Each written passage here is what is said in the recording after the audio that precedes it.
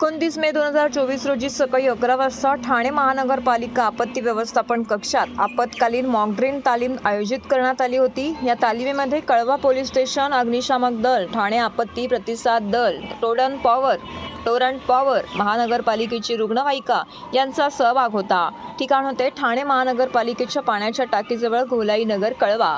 मॉकड्रिलच्या अनुसार दरड कोसळणे, काही लोक मलब्याखाली अडकले आहेत अशी माहिती मिळाल्यावरती सर्व यंत्रणा घटनास्थळी दाखल झाल्या। कळवा पोलीस स्थानकाचे अधिकारी, कर्मचारी, जिल्हा आपत्ती व्यवस्थापन अधिकारी, आपत्ती व्यवस्थापन कक्षाचे कर्मचारी, अग्निशामक दलाचे जवान, ठाणे आपत्ती प्रतिसाद दलाचे जवान यांनी मलब्यात अडकलेल्या लोकांना सुरक्षित बाहेर काढण्यासाठी तात्काळ कार्यवाही केली। मॉकड्रिल दरम्यान कोणालाही दुखापत झाली नाही। सर्व पथकांनी नियोजित पद्धतीने आणि समन्वयाने कार्य केले। सकाळी 11:30 वाजता हा मॉकड्रिल यशस्वीरित्या पूर्ण करण्यात आला। ही ठाणे महानगरपालिका आणि कळवा पोलीस स्थानक यांच्या संयुक्त विद्यमाने आयोजित तालिमीमुळे आपत्ती व्यवस्थापनाच्या तयारीचा प्रत्यक्ष या ठिकाणी आढावा घेण्यात आला।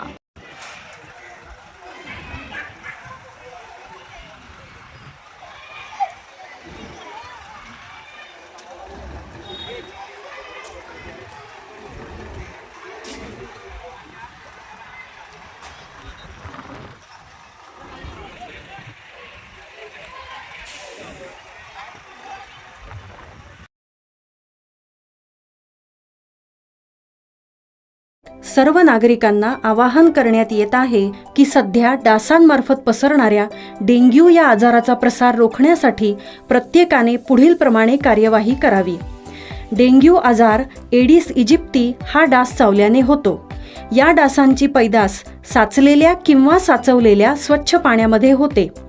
8 दिवसांपेक्षा जास्त दिवस पाणी उघडे व साचून राहिल्यास त्यात डास अंडी घालतात।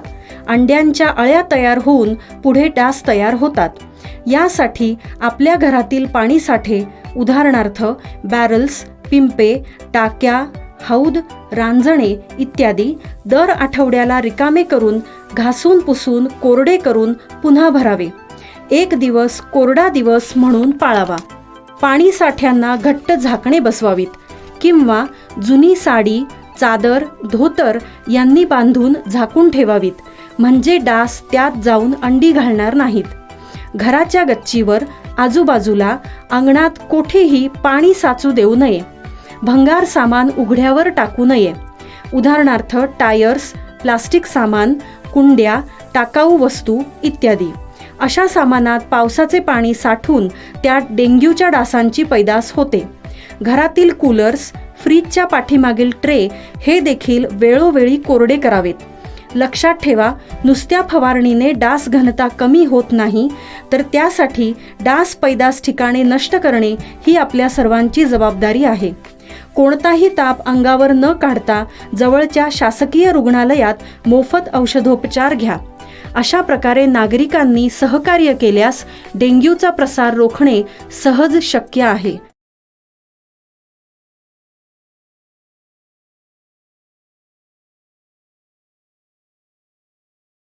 देवघरात साफसफाई करताना 75 वर्षीय आजोबा स्टूलवरून पडले। त्यावेळी त्यांच्या पायाच्या तळव्यात काहीतरी घुसल्याने जखम झाली। ती जखम भरल्यानंतरही 4 महिने झाल्यावरती पाय दुखणे आणि सुजणे सुरू राहिल्याने डॉक्टरांनी MRI केल्यावरती तळव्यात लोखंडी पट्टीसारखे काहीतरी असल्याचे समोर आले। मंगळवारी ठाणे जिल्हा शासकीय रुग्णालयात शस्त्रक्रिया केल्यावरती आजोबांच्या पायाच्या तळव्यातून लोखंडी पट्टी नव्हे तर चक्क 3.5 सेंटीमीटरची विठ्ठलाची मूर्ती बाहेर काढली। मुलुंड पश्चिम येथे राहणारे हे आजोबा 4 महिन्यापूर्वी घरातील देवघराची साफसफाई करत होते। साफसफाई करताना वस्तू इकडे तिकडे पसरल्या होत्या। याच दरम्यान अचानक ते स्टूलवरून खाली पडले।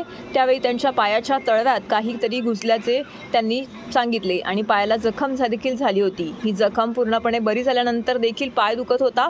तसेच पायातून पाणी येत असल्याने त्यांनी ठाणे जिल्हा सामान्य रुग्णालयात धाव घेतली। दुखणे आणि सूज कशी येते हे पाहण्यासाठी डॉक्टरांनी त्यांच्या पायाचा पहिला MRI काढला। त्यावेळी तो नॉर्मल आला, पण पुन्हा दुसऱ्यांदा MRI काढल्यानंतर काहीतरी असल्याचं त्यामध्ये स्पष्ट झालं असून म्हणून जिल्हा शल्य चिकित्सक डॉक्टर कैलास पवार यांच्या मार्गदर्शनाखाली orthopaedic surgeon doctor Vilas Salve आणि त्यांच्या टीमने त्या 75 वर्षीय आजोबांवरती शस्त्रक्रिया करण्याचा निर्णय घेतला।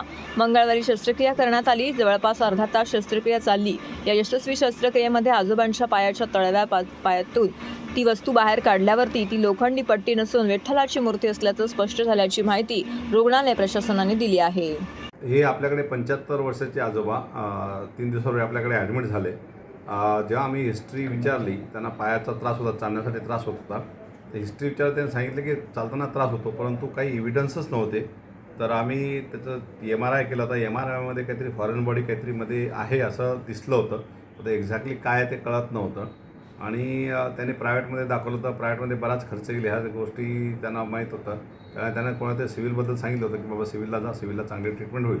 तिकडे आले, अप्रोच झाले आणि आम्ही बघितलं तर विषय जर थोडा कॉम्प्लिकेटेड वाटत होता, कारण हा बोनमध्ये आहे का किंवा पायाला दुसरं काही आहे का याचा. तर ते केल्यानंतर आणि बाहेरनं जखम वगैरे काही नव्हती. तर जेव्हा आम्ही ऑपरेशन केलं तर खरोखर जे सर्जन आहेत, डॉक्टर विलास साळवेने ऑपरेट केलं, ते ऑर्थोपेडिक सर्जन आहेत, ते एकदम मांसामध्ये आणि ते फॅटमध्ये सगळी पॅक झालेली विठ्ठलाची जवळपास 4 सेंटीमीटरची मूर्ती होती पायामध्ये. आणि ती करण्यात आम्ही सक्सेसफुली ती बाहेर काढली. पण ते शॉक होतं. नंतर हिस्ट्री विचारून त्यांनी सांगितलं की एक 4 महिन्यापेक्षा जास्त दिवस झाले असतील. मला वाटतं की एकंदरीत आता जर बघितलं तर 4 महिने नाही, याच्यापेक्षा जास्त दिवस झाले असतील. ते कुठनं तरी काम करत असताना एक स्टूलवरनं खाली पडले होते. त्यावेळेस ही मूर्ती त्यांच्या पायात गेली असावी आणि ती जखम तिथे झाली होती. ती जखम अँटीबायोटिक घेतल्यानंतर किंवा ते ट्रीटमेंट केलं तर जखम भरली गेली, परंतु मूर्ती पायातच राहिली. ही त्यांच्या लक्षातही नाही आलं, ना डॉक्टर ज्याने ट्रीटमेंट केली त्यांच्या लक्षात, ना आजोबांच्या लक्षात आलं. आणि तसे ते हे जखम बरी झाल्यामुळे ते निर्धार झाले होते, परंतु चालताना त्रास होतच होता त्यांना. म्हणून त्यांनी मग बऱ्याच डॉक्टरांना दाखवलं. एक्झॅक्ट कॉज कळत नव्हतं की काय आहे, कारण तेव्हा त्यांना वाटलं तर फक्त चामडी फाटली गेली ते पडल्यानंतर, परंतु ते पडल्यानंतर ती मूर्तीमध्ये गेलं असावी, कारण दुसरं तसं काही कारण नाही. आणि ती मूर्ती बऱ्याच दिवसापासून पायात आहे आणि त्याच्यामुळे ती एवढी पॅकेज झाली होती. त्याच्यामुळे काढणंही थोडंसं डिफिकल्ट, जवळपास पाऊण तास या सर्जरीला लागला. आमचे 4-5 डॉक्टरची टीम, डॉक्टर साळवे, त्यांच्याकडचे बाकी ज्युनियर डॉक्टर, अनस्टेशिस्ट डॉक्टर, आणि सगळ्या गोष्टी, आणि ती सक्सेसफुली मूर्ती काढली. आणि आता बाबा आमच्याकडे ॲडमिटच आहेत. ते अतिशय चांगले आहेत आणि बरे झाल्यानंतर आम्ही त्यांना लवकरच डिस्चार्ज करू. ते इन्फेक्शन झालं असं त्याच्यानंतर त्यांना तेव्हा ते पू वगैरे आलं असतं, परंतु काय झालं त्यावेळेस त्यांनी अँटीबायोटिक घेतलं. आणि आपण कदाचित आपण बोन फ्रॅक्चर वगैरे झालं तर इम्प्लांट वगैरे टाकतो, मेटलचे काही रॉड टाकतो आपण, त्याप्रमाणे आपल्या बॉडीला काही काही गोष्टी सवय होऊन जाते.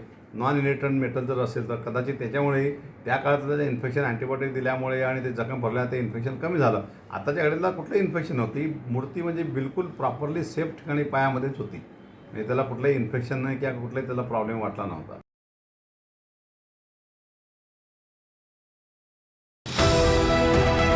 TJSB सौर शक्ती कर्ज, गो ग्रीन, करा वीज बिलावर बचत. आकर्षक व्याजदर, 84 महिने परतफेड कालावधी, 80% लोन, व्यावसायिक आणि उद्योजकांकरता सुद्धा.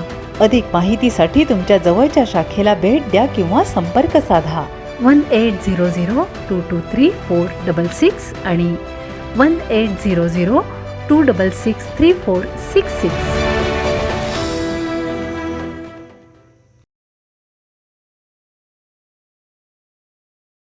ठाणे महानगरपालिका क्षेत्रात येणाऱ्या संभाव्य पूर आणि पाणीसाठ्याच्या घटना यांची आपत्ती व्यवस्थापन कक्ष आणि संबंधित यंत्रणा यांनी आगाऊ सूचना देणाऱ्या 6 सेन्सर्सच्या देखभाल दुरुस्तीची कामं पूर्ण झाली आहेत.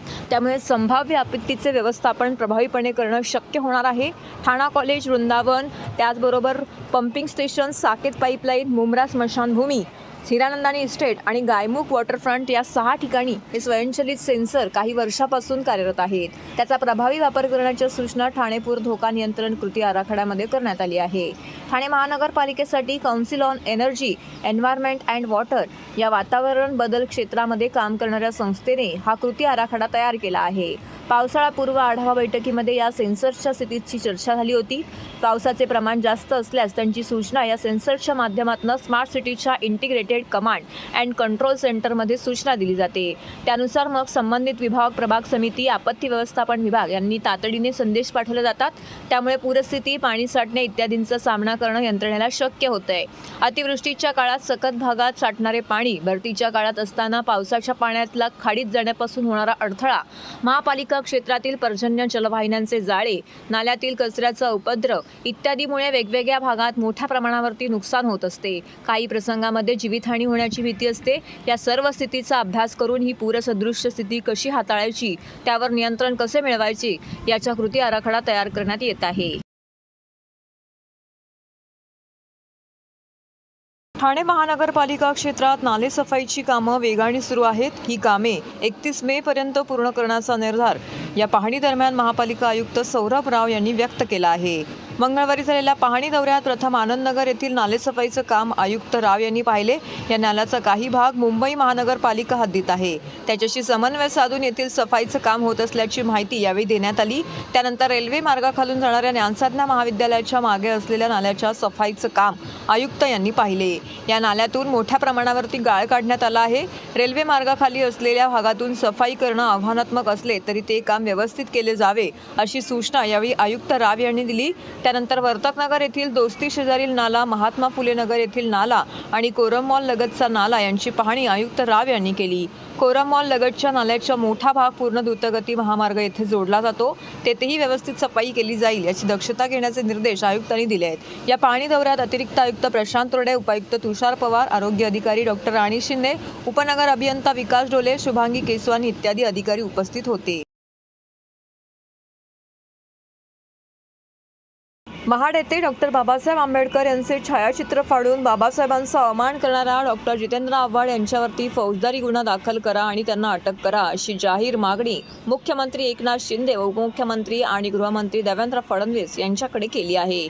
अशी माहिती राष्ट्रवादी काँग्रेस प्रदेश प्रवक्ते आनंद परांजपे व प्रदेश सरचिटणीस नजीब मुल्ला यांनी माध्यमांसमोर बोलताना व्यक्त केली. या प्रसंगी ज्येष्ठ सरचिटणीस प्रभाकर सावंत, सरचिटणीस रवींद्र पालव, महिला अध्यक्ष वनिताताई गोतपगार, युवक अध्यक्ष वीरू वाघमारे, विद्यार्थी अध्यक्ष कौस्तुभ गायकवाड, सामाजिक न्याय विभागाचे अध्यक्ष मंगेश सूर्यवंशी, जिल्हा कार्यकारिणी सदस्य दिनेश मेहरोल, विजय देशमुख, मिलिंद डिचवलकर, विधानसभा अध्यक्ष अजय सकपाळ, प्रभाग अध्यक्ष समीर शेख, दिनेश सोनकांबळे, सुपून मेहरा, उमर शेख, शेहबाज चेऊलकर, विजय धुमाळ आणि इतर पदाधिकारी येथे उपस्थित होते.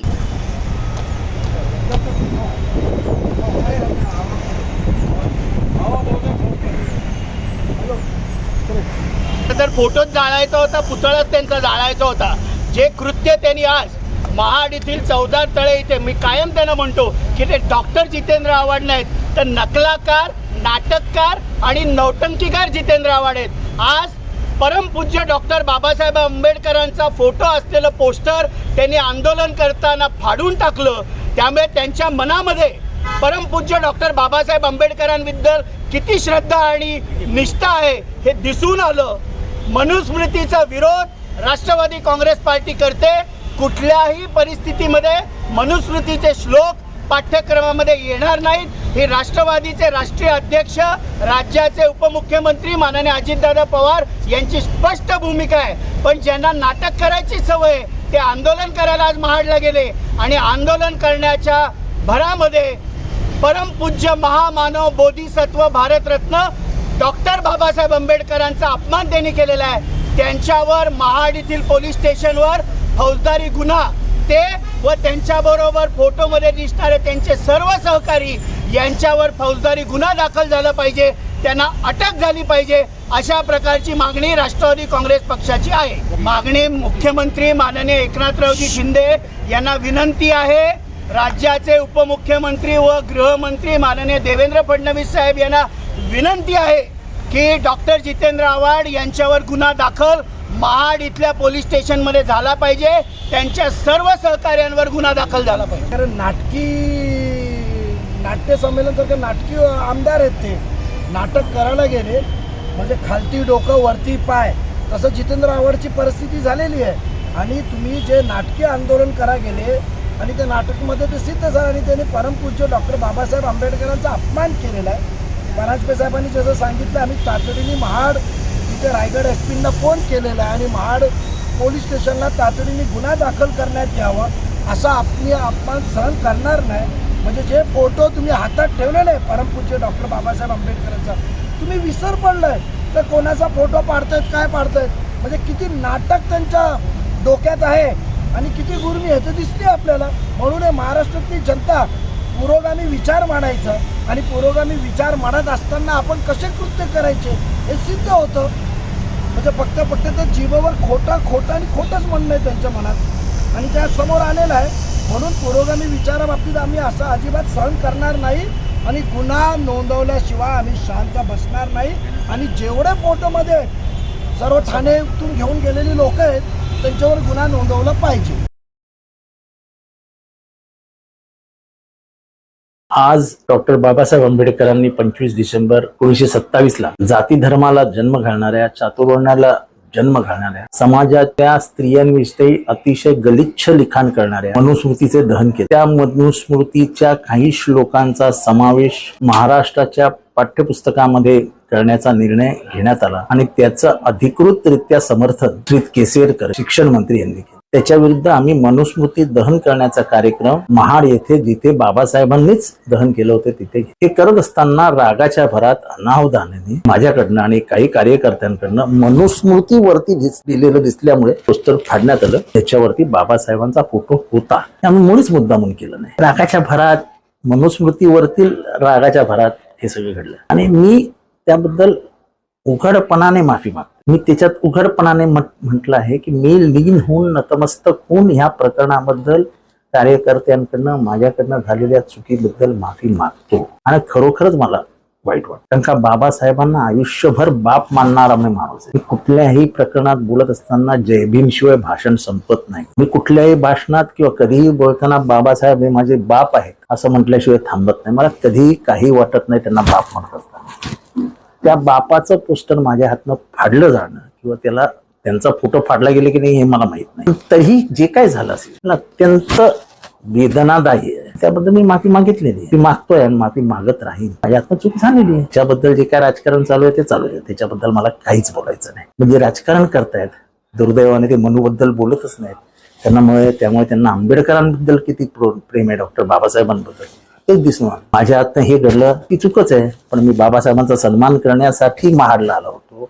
मनुस्मृती जाळली आम्ही, ते बाबासाहेबांना अभिप्रेत आहे ते केलं आम्ही. त्याच्यात करता करता करता एक चूक झाली. इंग्लिशमध्ये एक म्हण आहे, एरर इज दाय नेम ह्युमन. म्हणजे चूक हे मानवी जीवनाचं लक्षण आहे. मी चूकच करणार नाही तर मी देव. माझ्यातून चूक झाली, त्याबद्दल मी मनापासून क्षमा मागितलेली. आता ज्याला राजकारण करायचं असेल त्याला करू द्या, त्याच्यात मला काही फरक पडत नाही. तुम्ही मला मनुस्मृती जाळण्यापासून रोखू शकत नाही. पुढच्या आठवड्यात परत एकदा मनुस्मृती जाळली जाईल.